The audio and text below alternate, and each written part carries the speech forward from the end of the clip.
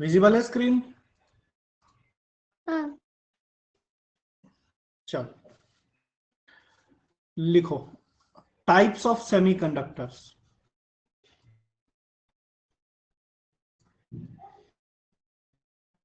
ये conductor insulator का और मतलब उसके बीच का बाकी टॉपिक है ना?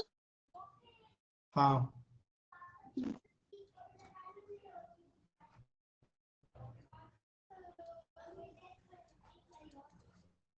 देखो सेमीकंडक्टर्स ना दो तरह के होते हैं। पहला इंट्रिंसिक सेमीकंडक्टर,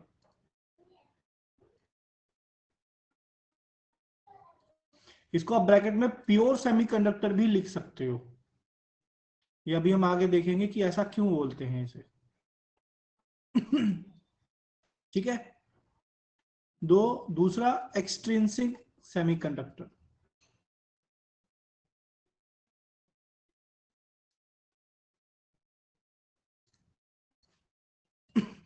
इसको इम्प्योर भी बोलते हैं, इम्प्योर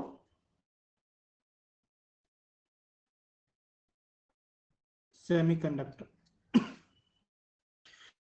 अब देखो, पहला आज हम देखेंगे इंट्रिंसिक सेमीकंडक्टर क्या होता है अच्छे से।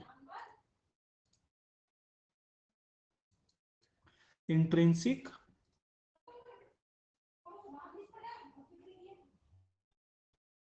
सेमीकंडक्टर, इसको और क्या नाम दिया हमने? प्योर नेचुरल इनबॉर्न और without any impurity. Yes sir. और इम्प्योरिटी को क्या बोलते हैं? डोपिंग। विदाउट एनी डोपिंग जो सेमीकंडक्टर्स होते हैं वो कौन से होते हैं? Intrinsic intrinsic. सेमीकंडक्टर्स। ये यस बिल्कुल सर। बेसिक टाइप के सेमीकंडक्टर्स होते हैं जो हमें एज इट इज नेचर में मिलते हैं, नेचुरल स्टेट में मिलते हैं। फॉर एग्जाम्पल प्योर सिलिकॉन, इसका एटॉमिक नंबर क्या है? कार्बन फैमिली का है 14, 1s2 2s2। 2s2, 2p6, 3s2। हाँ ठीक ठीक है। है, 4 हाँ। वैलेंस इलेक्ट्रॉन्स होते हैं, 4 यस सर। Valence electrons. कल का लेक्चर रिवाइज कर लिया था? हाँ। बढ़िया, अब आगे जरूरत पड़ेगी आज। जैसे दूसरा एग्जांपल प्योर जर्मेनियम जो होता है, ठीक है, 1s2 2s2 2p6 3s2 3p6 3d10 4s2 4p2। ठीक है। तो ये क्या यस। होते हैं मेरे? 4 वैलेंस इलेक्ट्रॉन्स, दोनों के दोनों कार्बन फैमिली से हैं, दोनों के 4 वैलेंस इलेक्ट्रॉन्स हैं, बढ़िया है। तो यहां पर क्या लिखो? पहला लिखो both have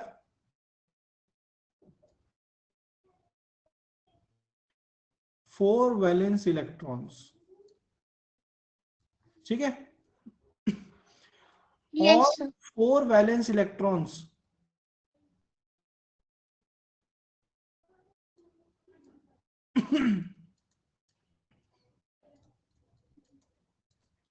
will be involved in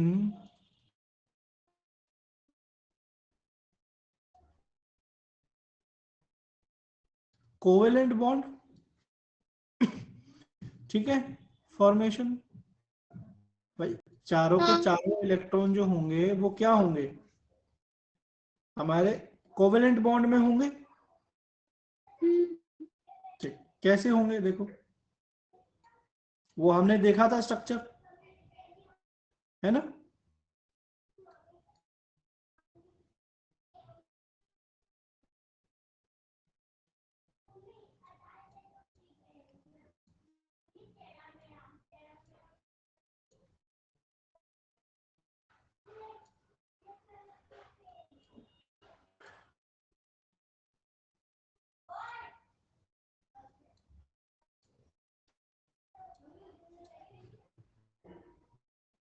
एक इलेक्ट्रॉन ये, एक ये, एक ये, एक ये, एक ये, एक ये, एक ये, यहाँ पर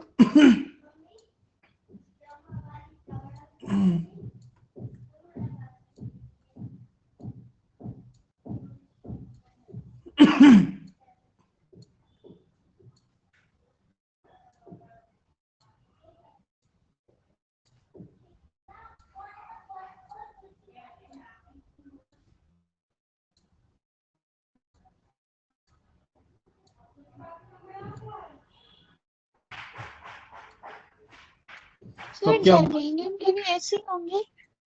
बिल्कुल, बस जर्मेनियम का जो क्रिस्टल होता है ना बेटा, वो छोटा होगा क्योंकि यस। जैसे जैसे एटम का साइज बढ़ जाता है ना, हाँ। क्रिस्टल छोटा हो जाता है, क्योंकि फिर वो एक क्रिस्टल बहुत सारे एटम्स को होल्ड करके नहीं रख पाता है। Yes sir.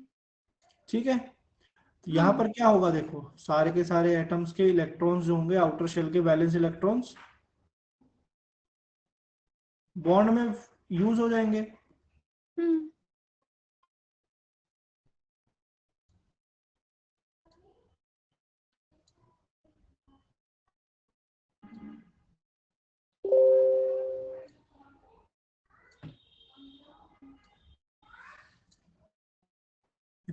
ये बाहर बना लेगा बॉन्ड,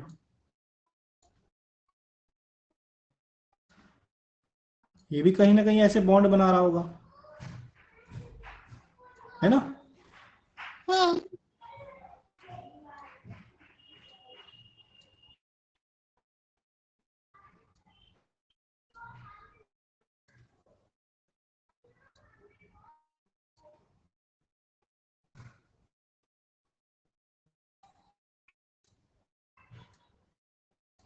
ठीक है, ऐसे क्रिस्टल फॉर्म हो रहा होगा एक जगह तो अब देखो यहां यस पर सर। क्या है, कोई भी इलेक्ट्रॉन फ्री नहीं है जिससे कंडक्टिविटी आ सके। ठीक है, तो पहला हाँ। पॉइंट लिखो, at absolute zero kelvin temperature, हालांकि एब्सोल्यूट जीरो का मतलब ही होता है 0 केल्विन अगर कहीं पर एब्सोल्यूट जीरो टेम्परेचर लिखा है ना बेटा, इसको हटा हम्म। दो, क्योंकि एब्सोल्यूट टेम्परेचर का मतलब ही होता है एब्सोल्यूट जीरो टेम्परेचर, यानी कि 0 केल्विन टेम्परेचर। ठीक है, यस सर। हाँ। There are no free electrons available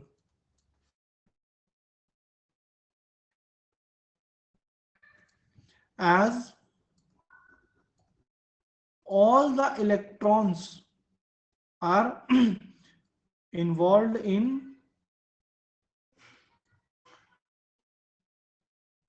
covalent bond। Involvement in covalent bond. हाँ। ठीक है, तो अब क्या यस सर। होगा, अगर यहां पर कोई भी इलेक्ट्रॉन फ्री नहीं होगा, तो एब्सोल्यूट जीरो पर जो सेमीकंडक्टर होगा वो कैसा बिहेव करेगा, इंसुलेटर की तरह। कैसा बिहेव करेगा, हाँ। इंसुलेटर की तरह। a semiconductor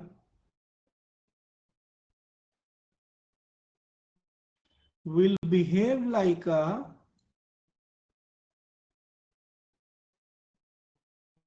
insulator at zero 0 degree kelvin. के। हाँ। ठीक, तो अब होगा क्या देखो, अगर मान लो ये 0 केल्विन पे कोई इलेक्ट्रॉन फ्री नहीं है, तो इंसुलेटर की तरह बिहेव करेगा। लेकिन अगर मुझे इसमें कंडक्टिविटी चाहिए, मतलब जो कोवलेंट बॉन्ड से बीच में जो एनर्जी गैप है, ये जो ईजी है, हम्म। अगर मुझे इसको क्रॉस करना है तो मैं क्या कर सकता हूं, मैं जो इसे एनर्जी, प्रोवाइड करेंगे। बिल्कुल, मुझे इसे एनर्जी देनी पड़ेगी। तो अब मैं एनर्जी कैसे दूंगा, मैं इसको हीट दूंगा, थोड़ा टेम्परेचर दूंगा। रूम टेम्परेचर पे। हाँ। तो थर्मल एनर्जी जैसे ही मिलेगी तो क्या होगा, इसमें वाइब्रेशंस इंक्रीज होंगी, ऑसिलेशंस इंक्रीज होगा, और वो बॉन्ड जो होगा वो ब्रेक हो जाएगा। तो होगा क्या, Yes, sir. यहां से मान लो एक इलेक्ट्रॉन उठा और वो फ्री हो गया, एक इलेक्ट्रॉन एज इट इज, दूसरे कलर से करते हैं वो,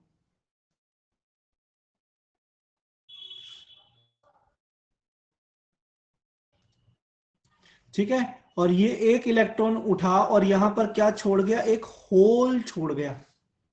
क्या छोड़ गया, Whole. होल, यानी कि एक वेकेंट स्पेस छोड़ गया। जो और पॉजिटिव इलेक्ट्रॉन, होती है। हाँ, और इलेक्ट्रॉन रिलीज हो गया। इस इलेक्ट्रॉन को बोलते हैं थर्मली जनरेटेड इलेक्ट्रॉन, और thermally generated free electron, thermally generated free electron. Free electron. क्यों, क्योंकि ये जो इलेक्ट्रॉन है ये जनरेट हुआ है because of the heat energy that we have given, the thermal energy which we have provided, so that this covalent bond can break easily. ये बात समझ आई? हाँ ठीक, तो अब सेकेंड पॉइंट हम लिखेंगे सेशन सर, के 1 बाद, मिनट पहले। सेक्शन क्लास के बाद लिख लेना रिवीजन में, अच्छा ठीक है। क्योंकि इसमें ना बेटा लिखने का ही ज्यादा है। Yes sir. तो लिखने के लिए मैं रुकूंगा ना तो टाइम बहुत ज्यादा लगेगा। आप समझो, जब आप रिवीजन के लिए वीडियो देखोगे ना हाँ तो आप लिखते भी रहना, और दोबारा आप सुनोगे तो और अच्छे से समझ में आ जाएगा, क्योंकि इसमें कुछ भी कैलकुलेशंस नहीं है अभी, सिर्फ ठीक है सारा सर। लिखने का है, थ्योरी थ्योरी ही है और याद करने का है, ठीक है। हम्म। तो दूसरा पॉइंट क्या आएगा, on increasing temperature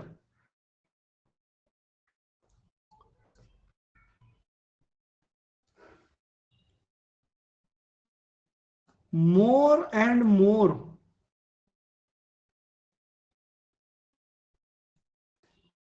thermal energy is available. Yes sir.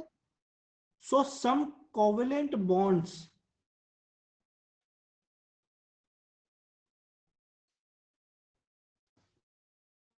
may break down. break, and some free electrons are generated, known as thermally generated electron. free electrons. Yes sir. Okay. लेकिन at 300 Kelvin, that is room temperature,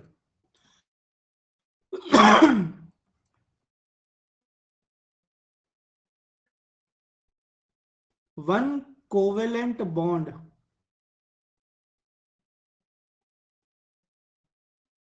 out of 10 to the power 26 bonds break। मतलब 10 to the power 26 bonds में से कोई एक bond टूटता है, हाँ। ठीक है। लेकिन ये जो बॉन्ड ब्रेक की जो टेंडेंसी है ये एक्सपोनेंशियली बढ़ती है जब हम थर्मल एनर्जी बढ़ाते हैं, ठीक है।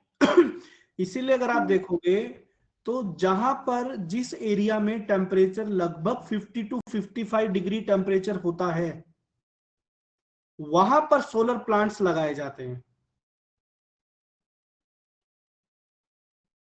मतलब 25 डिग्री टेम्परेचर पे तो ब्रेन बॉन्ड ब्रेक ही नहीं हो रहे। हाँ। लेकिन जैसे जैसे हम थर्मल एनर्जी बढ़ाएंगे, टेम्परेचर बढ़ाएंगे, तो ये जो बॉन्ड ब्रेक हो जो का जो रेशो है 10 टू द पावर 26 में से एक बॉन्ड टूट रहा है, तो ये जो बॉन्ड ब्रेक हो रहे हैं इसमें ये जो रेशो है ये एक्सपोनेंशियली बढ़ता है। समझ आई? मतलब हाँ। मान लो फॉर एग्जांपल मैंने 1 डिग्री टेम्परेचर इंक्रीज किया तो ये 1 से हो गया 1000, हम्म। एक्सपोनेंशियली इंक्रीज करता है। इसलिए 50-55 डिग्री 60 डिग्री टेम्परेचर, जहां हाई टेम्परेचर्स होते हैं, वहां पर सोलर सेल्स या सोलर पैनल्स लगाए जाते हैं ताकि हाई टेम्परेचर में बॉन्ड ब्रेक हो, फ्री इलेक्ट्रॉन जनरेट हो, रेशियो ज्यादा हो और एक कंडक्टिविटी ज्यादा हो। ज्यादा हो। पर सर आजकल तो हर जगह करने लग गए। अब वो अलग चीज है बेटा, उसमें क्या है, अब अभी एक्सट्रिंसिक सेमीकंडक्टर पढ़ेंगे ना तब वो चीज समझ में आएगी। ठीक है। जब डोपिंग कर यस सर। जब डोपिंग करते हैं तो ये जो रेशियो है ये बहुत ज्यादा इंक्रीज हो जाता है, तब हाई टेम्परेचर की जरूरत नहीं पड़ती। ठीक है। हाँ। अब देखो ये जो है, ये इलेक्ट्रॉन रिलीज हो गया यहां पर, हाँ। ये पीछे क्या बन गया, होल बन गया। तो होल क्या है, क्या एक्चुअली में, होल्स आर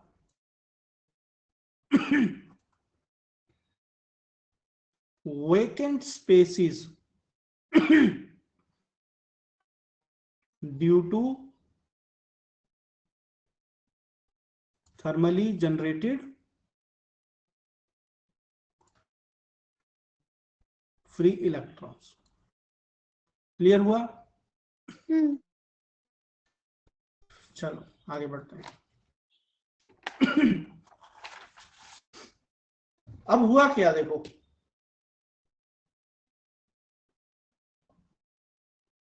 यहां पर जो इलेक्ट्रॉन थर्मली जनरेट हुए वो फ्री इलेक्ट्रॉन्स हो गए। वो फ्री इलेक्ट्रॉन्स अब कहीं पर भी मूव कर सकते हैं। ठीक है। अब अगर ये इलेक्ट्रॉन्स कहीं पर भी मूव कर सकते हैं तो आप अब इसमें लगाओ इलेक्ट्रिक फील्ड। इलेक्ट्रिक फील्ड आप लगाओगे तो हम सब जानते हैं कि इलेक्ट्रिक फील्ड जो होती है कि इलेक्ट्रिक फील्ड जो होती है, अगर इस डायरेक्शन में इलेक्ट्रिक फील्ड है तो मेरा इस डायरेक्शन में ही करंट होगा। तो इसका मतलब अपोजिट डायरेक्शन में क्या होगा, इलेक्ट्रॉन्स होंगे। इलेक्ट्रॉन्स होंगे। ठीक है। अब दूसरा एक चीज और समझो। ठीक है, चलो इसको भी लिखो। अब देखो यहां पर होगा क्या, देखो पहली बार ये जो इलेक्ट्रॉन्स थे जब बॉन्डेड थे ये वैलेंस बॉन्ड में थे, यानी कि जो ये इलेक्ट्रॉन थे ये कौन से बैंड में थे, वैलेंस बैंड में थे। याद करो मैंने कहा था वैलेंस बैंड के इलेक्ट्रॉन्स कभी भी कंडक्टिविटी का पार्ट नहीं बनते। नहीं बनते। तो इसका मतलब ये जो इलेक्ट्रॉन्स थे ये कौन से बैंड के थे, वैलेंस बैंड के। वैलेंस बैंड के थे। लेकिन जब हमने इसको हीट प्रोवाइड करी, इसका जो एनर्जी गैप था वो ब्रेक हो गया और ये कंडक्शन बैंड में अब जंप हो गया। ये इलेक्ट्रॉन कहां पे जंप हो गया, कंडक्शन बैंड में। यस कंडक्शन बैंड में। इसलिए अब ये जो थर्मली जनरेटेड फ्री इलेक्ट्रॉन्स हैं ये इलेक्ट्रॉन्स कंडक्शन बैंड में आए हैं। अब इनके कारण जो है आपकी कंडक्टिविटी होगी। हाँ।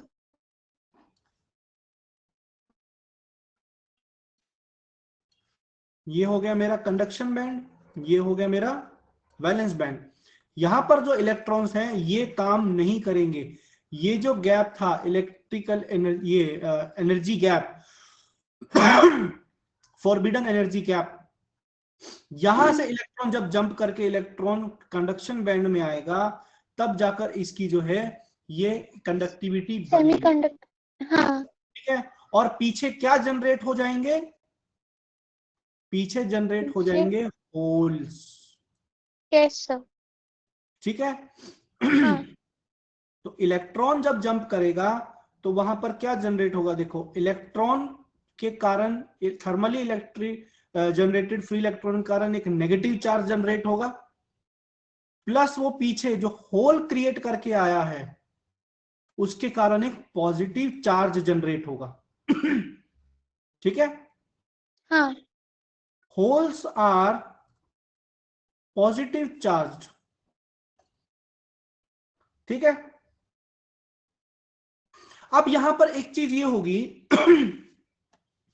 कि क्या जितने इलेक्ट्रॉन्स थर्मली जनरेटेड इलेक्ट्रॉन्स होंगे उतने ही होल्स भी होंगे। हाँ। बिल्कुल सही बात है। अब एक क्वेश्चन मेरा ये है कि अगर मैंने हीट प्रोवाइड करी है मैंने थर्मली हीट प्रोवाइड करी इलेक्ट्रॉन कोवेलेंट बॉन्ड ब्रेक हुआ, वहां से इलेक्ट्रॉन फ्री हो गया और पीछे एक होल जनरेट हो गया। ठीक है, तो क्या अगर मैं हीट कम कर दूं या टेम्परेचर कम कर दूं तो जो होल है वो कम हो जाएगा, मतलब जो थर्मली जनरेटेड इलेक्ट्रॉन है वो वापस से होल में चला जाएगा। हाँ। बिल्कुल चला जाएगा, लेकिन इसको बोलते हैं डीकम्पो कॉम्बिनेशन और रिकॉम्बिनेशन। मतलब जब इलेक्ट्रॉन वापस से होल में आ जाता है उसको क्या बोलेंगे, रिकॉम्बिनेशन। Yes sir. ठीक। लेकिन एक मिसकंसेप्शन ये होता है कि रिकॉम्बिनेशन तभी होता है जब हम टेम्परेचर को लो करते हैं, मतलब जो हीट या थर्मल एनर्जी हमने प्रोवाइड की है हम उसको वापस ले लें, लेकिन ऐसा नहीं होता है। नहीं होता। हाँ। रिकॉम्बिनेशन हाई टेम्परेचर्स पर भी हो सकता है। कैसे हो सकता है, पहले इसको लिखो फिर मैं बताता हूं। Recombination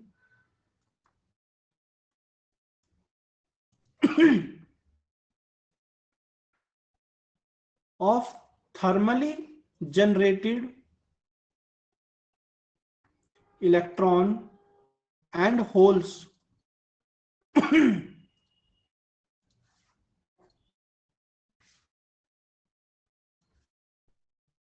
and holes takes place at all temperatures। वो किसी भी टेम्परेचर पे हो सकता है, जरूरी नहीं है कि लो टेम्परेचर पर ही होगा। क्यों, अब देखो, अब एक चीज समझो, मेरी इलेक्ट्रिक फील्ड अगर इस डायरेक्शन में है,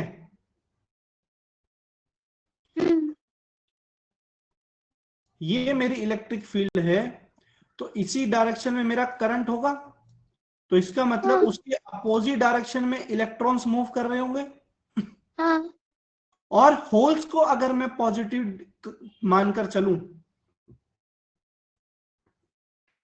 ठीक है, अगर मैं होल्स को पॉजिटिव चार्ज मानकर चलूं तो वो भी इसी डायरेक्शन में होंगे। अब हो सकता है कि जब इलेक्ट्रॉन्स अपोजिट डायरेक्शन में चल रहे थे, because at high temperature but because of the electric field, ये इलेक्ट्रॉन्स होल्स में चले जाएं। Yes sir. तो इलेक्ट्रिक फील्ड के इन्फ्लुएंस में जब इलेक्ट्रॉन्स फ्रीली इलेक्ट्रॉन्स मूव करते हैं, तो अगर मान लो कोई 1,00,000 इलेक्ट्रॉन्स हैं या 10 करोड़ के करीब या 1 करोड़ इलेक्ट्रॉन्स मान लो, तो उसमें से 10,000 इलेक्ट्रॉन्स ऐसे होंगे जो होल्स में वापस चले जाएंगे। हाँ। समझ आई बात। हाँ। तो रिकॉम्बिनेशन होगा बट कम होगा। जो रिकॉम्बिनेशन का रेट लो टेम्परेचर पे होगा वो सबसे ज्यादा होगा। हाई टेम्परेचर पे भी रिकॉम्बिनेशन होगा इलेक्ट्रॉन और होल्स का, बट कम होगा, बट होगा जरूर। क्योंकि जब इलेक्ट्रॉन इलेक्ट्रिक फील्ड की अपोजिट डायरेक्शन में मूव कर रहे होंगे तो कुछ इलेक्ट्रॉन्स वापस से होल में चले जाएंगे। समझ आई यस बात। सर। हाँ। चल,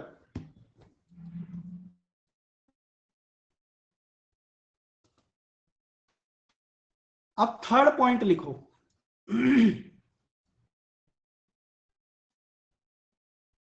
नंबर ऑफ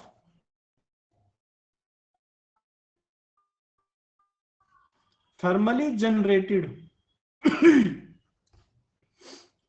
फ्री इलेक्ट्रॉन्स, उसको हम क्या बोलेंगे, Ne।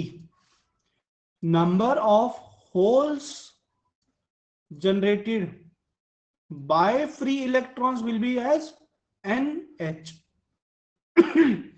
तो Ne will always be equal to NH, और इसको हम कंबाइनली क्या बोल देते हैं, I।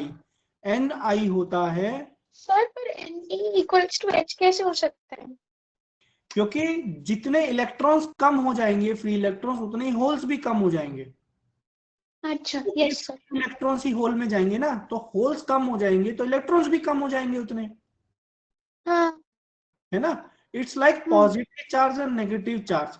किसी भी सिस्टम में एक बात याद रखना, किसी भी सिस्टम में negative number of negative charge will always be equal to positive charge. Yes sir. ठीक है, हाँ, आपने कैपेसिटेंस पढ़ा है, कैपेसिटेंस थोड़ा बहुत मतलब ऐसा। जिसमें एक तरफ प्लस चार्ज होता हाँ, है, एक तरफ प्लस चार्ज, एक साइड नेगेटिव चार्ज होता है ना। हम्म, तो एक बहुत बड़ा मिसकंसेप्शन ये होता है कि जो कैपेसिटर होता है वो चार्ज को स्टोर करता है। चार्ज को तो स्टोर करता है लेकिन नहीं, क्योंकि charge, net charge will always B zero, क्योंकि जितना पॉजिटिव चार्ज इधर होगा उतना ही नेगेटिव चार्ज भी होगा। कभी भी आप कोई भी सिस्टम ऐसा नहीं बनाया आज तक जो चार्ज को स्टोर कर सके, yes sir. Because it's a highly unstable quantity. जहां पर भी एक पॉजिटिव चार्ज होगा उसके अपोजिट में एक नेगेटिव चार्ज होगा ही होगा। तो कैपेसिटेंस या कैपेसिटर जो होता है वो कभी भी चार्ज स्टोर नहीं करता है। Yes sir. The thing that can be stored is one and only one, that is called energy.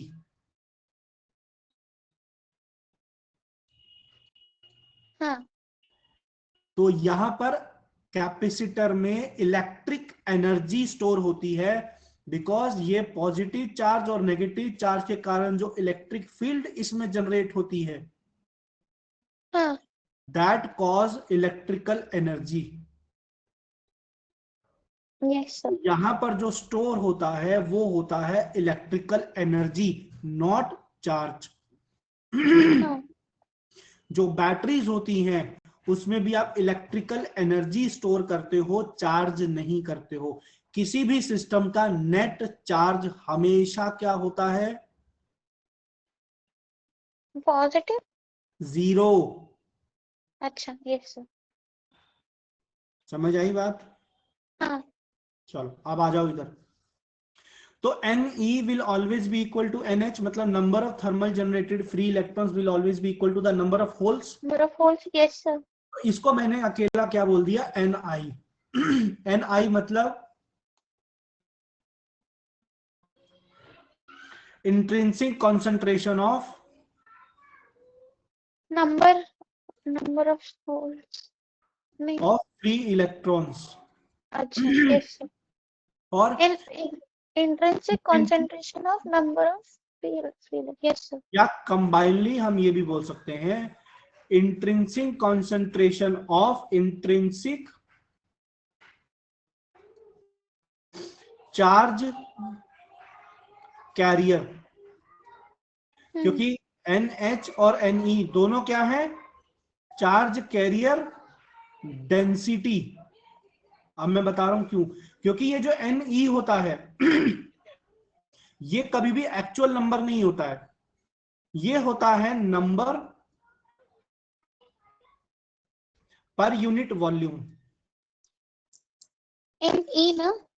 हाँ, और NH भी वही हो गया, पर यूनिट वॉल्यूम। मतलब जो हम नंबर ऑफ इलेक्ट्रिकल जो इलेक्ट्रॉन्स कैलकुलेट करते हैं, जो मेजर करते हैं, वो कभी भी नेट नहीं होता है, क्योंकि क्रिस्टल का साइज तो कुछ भी हो सकता है ना। तो हम वहां पर यूनिट वॉल्यूम कैलकुलेट करते हैं। तो चार्ज पर यूनिट वॉल्यूम को हम क्या बोल देते हैं? Charge density. Yes sir. इसीलिए इसको क्या बोलते हैं? इंट्रिंसिक कॉन्सेंट्रेशन और इंट्रिंसिक चार्ज कैरियर डेंसिटी। ये बात समझ आई? हाँ, ठीक। At room temperature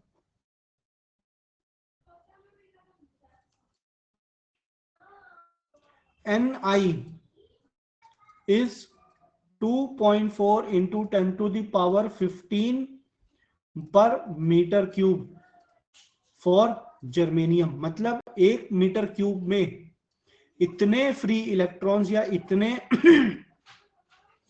charge carriers generate होते हैं for germanium and it is 10 to the power minus 1.5 into 10 to the power 6 per meter cube for silicons. ठीक है, ये दोनों वैल्यू याद रखनी पड़ेगी, कर लेना, जरूरत नहीं पड़ेगी वैसे। Yes sir. Ni का जो देखो, Ni जो होता है ना वो डायरेक्टली प्रोपोर्शनल होता है e to the power minus Eg by kT।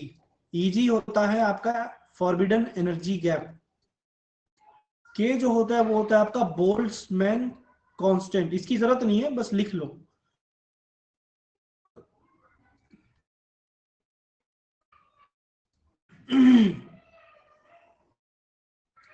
ठीक है, इसको याद करने की जरूरत है, जस्ट इंफॉर्मेशन के लिए बताया मैंने।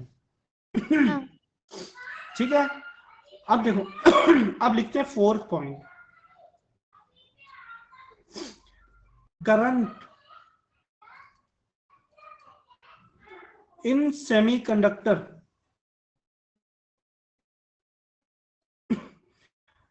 Is due to. अब देखो इस सेमीकंडक्टर में जो करंट जनरेट होता है ना वो दो चीजों से होता है, A thermally generated free electrons,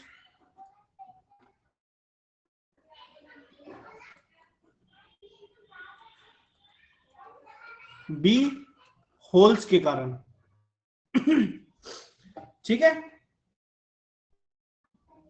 हाँ।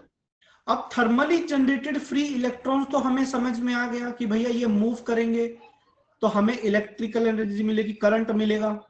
लेकिन ये होल्स कैसे मूव करते हैं ये समझो अब।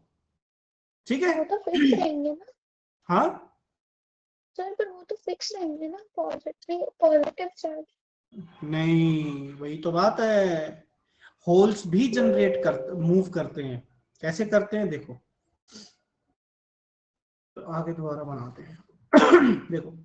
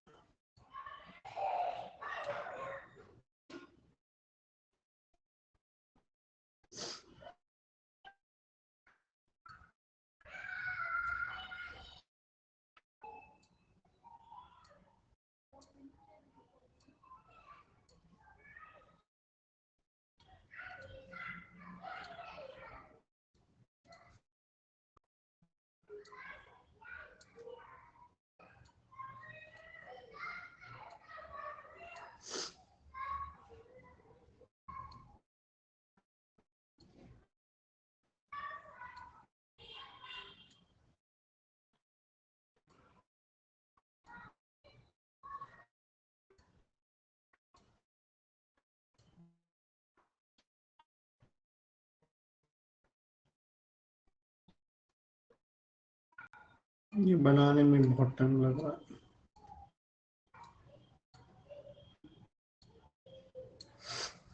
देखो अब क्या हुआ था, यहां पर जब मैंने एनर्जी दी तो यहां से एक इलेक्ट्रॉन जनरेट हुआ और ये एक होल बन गया।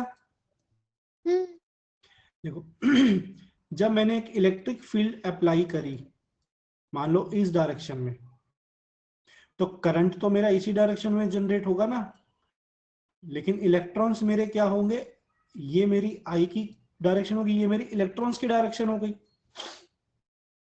ठीक है। लेकिन अब होगा क्या, जब इलेक्ट्रिक फील्ड जनरेट होगी, तो देखो ये पॉजिटिव चार्ज है एक तरह का,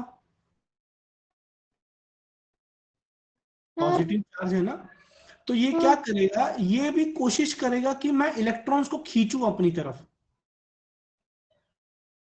ठीक है। जब हम इलेक्ट्रिक फील्ड अप्लाई करेंगे, तो बाकी सब जो वैलेंस इलेक्ट्रॉन्स है वैलेंस बैंड में, जैसे ये जो बॉन्डेड इलेक्ट्रॉन्स हैं, ये वाले इनके ऊपर भी तो इलेक्ट्रिक फील्ड अप्लाई होगी ना, तो इनकी भी एनर्जी कुछ बढ़ेगी, ठीक है।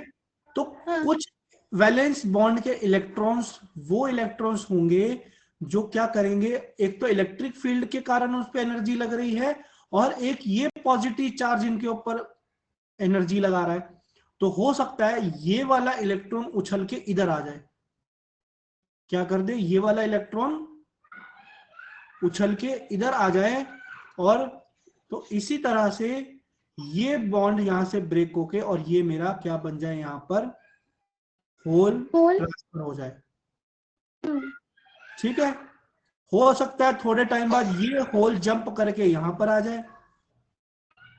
तो बेसिकली होगा क्या, फील्ड की डायरेक्शन में जब मैंने इलेक्ट्रिक फील्ड अप्लाई करी, तो जिस फील्ड में मैंने डायरेक्शन में अप्लाई करी वही फील्ड डायरेक्शन में मेरा करंट है, क्योंकि एक उस डायरेक्शन में होल्स भी मूव कर रहे हैं। बेसिकली होल्स अपेरेंटली मूव, मतलब हमें लगता है कि होल मूव कर रहा है, बट एक्चुअली में होल मूव नहीं कर रहा है, वैलेंस बैंड के इलेक्ट्रॉन्स मूव कर रहे हैं in opposite direction to the electric field. बात समझ में आई। बेसिकली यहां पर हुआ क्या ये इलेक्ट्रॉन जंप करके यहां पर आया है, होल वहां पर नहीं गया है, तो यहां पर अब क्या होगा हो सकता है कि बाद में फिर से ये इलेक्ट्रॉन जंप करके यहां पर आ जाए, तो यहां पर होल जनरेट क्रिएट हो जाएगा। तो ऐसा लगता है होल जो है इलेक्ट्रिक फील्ड की डायरेक्शन में जा रहा है, बट नहीं, वैलेंस बैंड के इलेक्ट्रॉन्स होल की एनर्जी के साथ अपनी एनर्जी एक्सचेंज कर रहे हैं। बात समझ में आई। तो ऐसा अपीयर होगा, that is why it is called as holes apparently move. याद करो हमने क्या पढ़ा था रेयर ऑप्टिक्स में, real depth, apparent depth. Apparent का मतलब होता है कि दिख रहा है ऐसा हो रहा है, बट एक्चुअली में हो नहीं रहा है। तो होल्स अपेरेंटली मूव,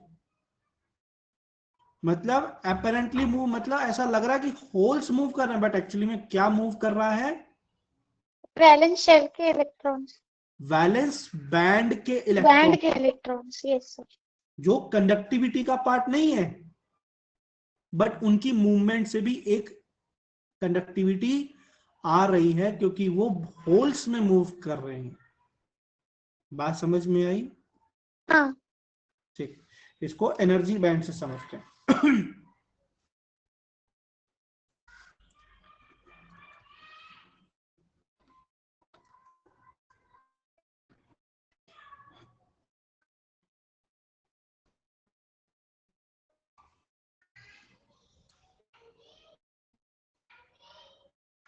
देखो ये अपना कंडक्शन बैंड है, ये अपना वैलेंस बैंड है, ये बीच में forbidden energy gap. Forbidden energy, yes sir. अब जो इलेक्ट्रॉन्स फ्रीली जनरेटेड हो गए, थर्मली जनरेटेड फ्री इलेक्ट्रॉन्स है, वो तो कंडक्शन बैंड में आ गए। हाँ। लेकिन पीछे वैलेंस बैंड में कुछ इलेक्ट्रॉन्स हैं और कुछ क्या है, होल्स हैं। Yes sir. अब देखो ये दोनों जो है ना, ये सेम बैंड के अंदर है, होल्स भी और इलेक्ट्रॉन्स भी, तो इनकी जो एनर्जी लेवल होगा वो लगभग एक जैसा होगा। हाँ। तो थोड़ी सी भी इलेक्ट्रिकल फील्ड अप्लाई अगर हमने करी, इनको थोड़ी सी भी एनर्जी दी, तो क्या होगा, ये अपनी पोजीशन को इंटरचेंज कर सकते हैं, क्योंकि सेम एनर्जी लेवल है ना। Yes sir. तो इसीलिए होल की जगह पे क्या चला जाएगा, इलेक्ट्रॉन चला जाएगा और पीछे एक नया होल क्रिएट कर देगा। ठीक है, हाँ इसीलिए जब ये इलेक्ट्रॉन देखो, होल्स में जो इलेक्ट्रॉन मूव होता है, ये याद रखना, होल्स में जो इलेक्ट्रॉन मूव होता है वो कौन सा इलेक्ट्रॉन मूव होता है, वैलेंस बैंड का इलेक्ट्रॉन। Yes sir. ठीक है, नोट बना के यहां पर लिख लो, होल्स मूव्स apparently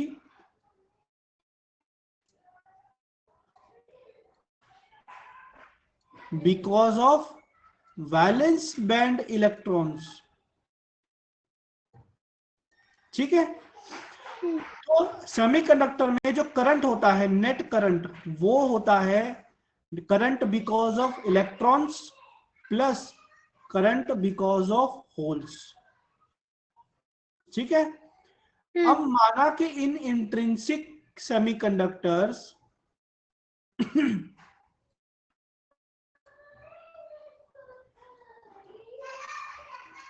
जो नंबर डेंसिटी ऑफ इलेक्ट्रॉन्स होगी वो डेंसिटी ऑफ होल्स के इक्वल ही होगी। ठीक है, हाँ डेंसिटी हाँ बराबर होगी, बट जो करंट होगा ना, because of electrons, freely generated electrons, वो ज्यादा होगा बिकॉज ऑफ होल्स। जो थर्मली जनरेटेड फ्री इलेक्ट्रॉन्स के कारण जो करंट जनरेट होगा वो ज्यादा होगा as compare to the current generated because of holes. क्यों? क्योंकि एक चीज समझो, जो कंडक्शन बैंड के इलेक्ट्रॉन्स है ना, वो बहुत स्पीड से मूव कर सकते हैं क्योंकि वो बिल्कुल फ्री है, उनके ऊपर कोई बंदिश नहीं है। क्लियर हुआ? लेकिन जो वैलेंस बैंड के जो इलेक्ट्रॉन्स हैं जिनके कारण होल्स में करंट आ रहा है, होल वाला हाँ। करंट जो जनरेट हो रहा है, वो बाउंडेड कंडीशन में है, they are not free to move. Yes. I is high due to electron in conduction band which are free to move। ठीक है, but IH is due to electrons in valence band which are, अगर इसको तुम एक बार देख लो, लिखना चाहते हो तो लिख लो यहां से। नहीं सर, मैं वीडियो ही देखूंगी उसकी, क्योंकि मतलब ठीक है,